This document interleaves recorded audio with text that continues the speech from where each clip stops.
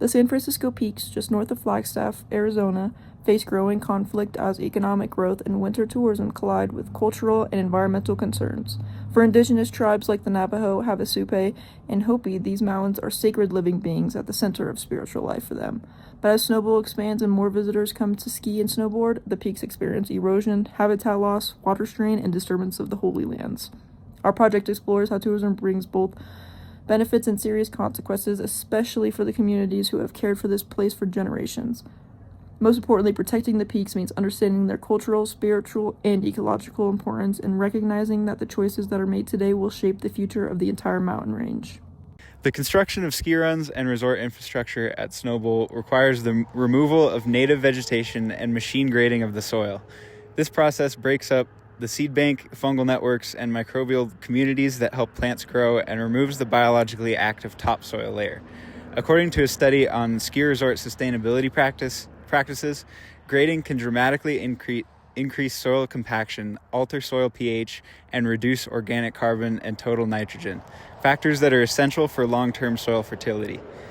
Soil compaction reduces its ability to absorb water because it reduces pore space. This lack of infiltration from snowmelt and rainfall causes runoff that increases sediment transport and erosion downslope. Studies of disturbed mountain soils indicate that ski slopes which experience compaction develop faster runoff and erosion compared to natural forest soils. Another ecosystem stressor at Snowbowl is artificial snow. Though potable, it contains more nutrient salts and ions than natural precipitation.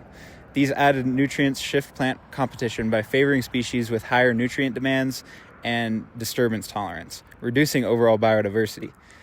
An ASU study demonstrates that the damage to ecosystem caused by artificial snow can at least be reduced by matching snow density and cover duration to natural snow patterns.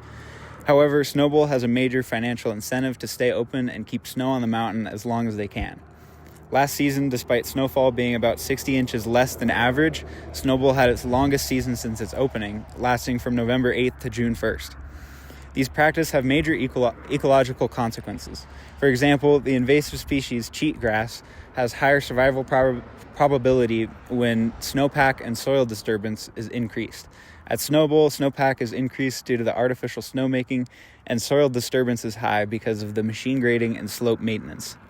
This is particularly concerning because cheatgrass alters fire patterns in dense populations, and the San Francisco peaks are very fire-prone. This is just one example of many concerning patterns caused by the conditions I've discussed throughout this section. Solutions to the issues listed above do exist, but are unlikely because of the financial incentive for Snowbowl to ignore them.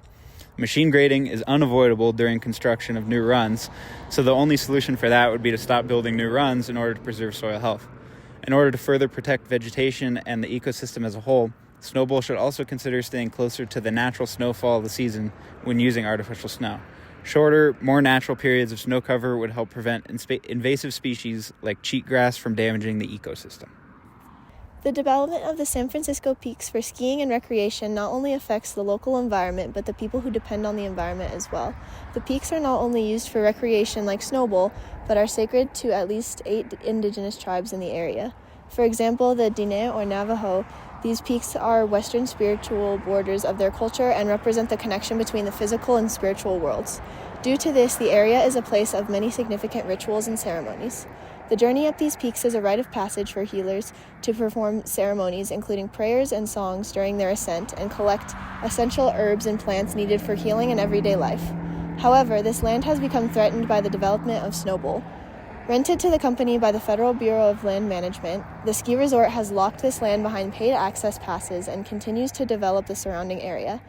This development has been highly protested by indigenous people who depend on the peaks, but their argument has been undermined by privileged perspectives that state blocking the development of the land is ruining the fun of the people using it for recreational purposes. This builds off the difference in the land-related views held by Western culture and indigenous culture. In the U.S., land is typically considered private property to own and exploit for resources. The perspective of native tribes is discounted because their beliefs don't align with this. Land is a sacred space essential to culture, tradition, and spirituality. This reflects the idea of recreational colonialism. Recreational colonialism is the concept of modern colonialism through the development and use of sacred land. Not only is native land stolen and developed upon, but the ability to enjoy these recreational developments is limited to those privileged enough to use it in that way. This difference in view and intended use creates contention between the native tribes fighting the development of Snowbowl and the company who runs Snowbowl, who are trying to gain the most profits. The tribes have gone to the Arizona courts but have gained little to no favor in a series of cases. This issue continues currently and is still very contended. There are very limited solutions to relieve the tension surrounding this fight for land and for land sacred to the indigenous tribes. If either side of the debate were to fully get their wishes, then the other would suffer immense losses. The best solution that could be reached to resolve the issue would be to compromise in some way, most likely through the court system. An example would be to include Snowbowl continuing to operate but halting expansion. This would heavily depend on the monetary costs calculated and compromise on both sides. Currently, there is no clear solution that has been presented. The conflict between skiing and indigenous peoples' culture practices is a very crucial topic. Indigenous tribes argue that the development of Snowbowl would impair their ability to pray and conduct ceremonies, but not being able to collect sacred objects that are essential for religious practices. This is true due to numerous reasons, like sections being closed off for safety of equipment or non-public use, and land being altered or cleared for construction like chairlifts, maintenance roads, parking lots, and much more. One major reason that should also be highlighted is skiing itself and the people it attracts. Having the land be compacted and worn down by people walking and skiing over it doesn't just change the landscape forever, but also affects the privacy of collecting sacred items. It is important that collecting the items is done with peacefulness, quietness, prayer, and timing without interrupting the landscape. The loud tourism and constant skiers dipping down the mountain takes away the importance and spiritual meaning of indigenous people's practices. It also highlights the challenges that indigenous tribes have to face that many people don't. For example, not only do indigenous tribes have to do not have the same voice and political influence as tourism industries, but they also can't just relocate the peaks somewhere else like other religions can with their services from building to building.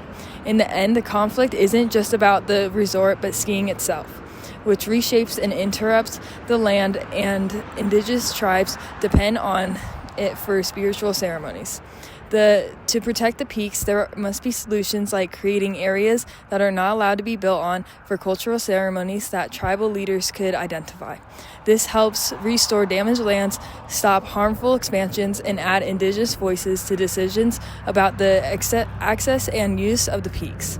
This way, recreational can be planned with cultural and ecological respect for the mountain that protects both its health and sacredness. All right, on the subject of indigenous court controversy, the San Francisco Peaks is in no way an isolated incident. In fact, the developments of Snowbowl and Flagstaff's winter sports tourism have had and continue to have various complex effects and implications on similar indigenous environmental justice and land management causes around the U.S. Snowbowl-related lawsuits began as far as 1971 and rage into the present day, claims ranging from rezoning misconduct to public impairment.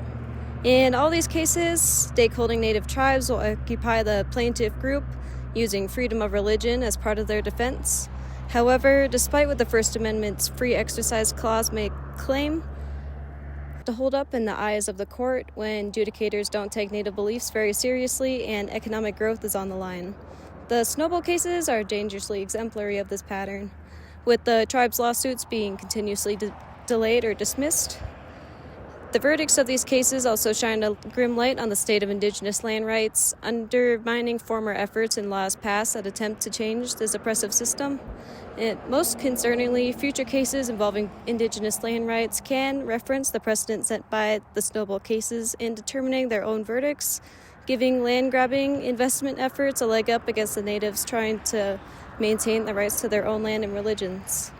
Legally, a solution to the problem of local and native voices being overlooked during litigation and an initial evaluation of the use of public land could be revising the weight of indigenous and public concern, as well as environmental assessment reports.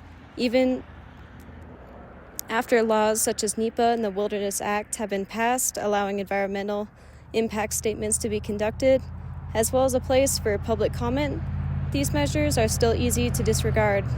The Flagstaff community has always been vocal about their displeasure with Snowbowl. The weight of such public concern during the legal process, when said community will be directly affected by the court and official decisions in question, should be greater than potential recreational and economic development. That way, the locals and natives of Flagstaff would have fairer chances of fighting contaminated snowmaking and further development. The issues surrounding the San Francisco Peaks show what happens when recreation, culture, and ecology all pull in different directions. Skiing may seem harmless, but expansion, artificial snow, and heavy use leave lasting impacts on the land and on the people who rely on it spiritually. Indigenous communities have seen sacred spaces become harder to access, and their voices have been pushed aside while the ecosystems face erosion, invasive species, and soil damage that's made worse by extended seasons. Moving forward means treating these concerns as real and urgent. Protecting the peaks will require limits on development, meaningful leadership from Indigenous communities, and decisions that respect the mountain's ecological limits. With those steps, recreation can continue without sacrificing the cultural and environmental integrity that makes the peaks so important.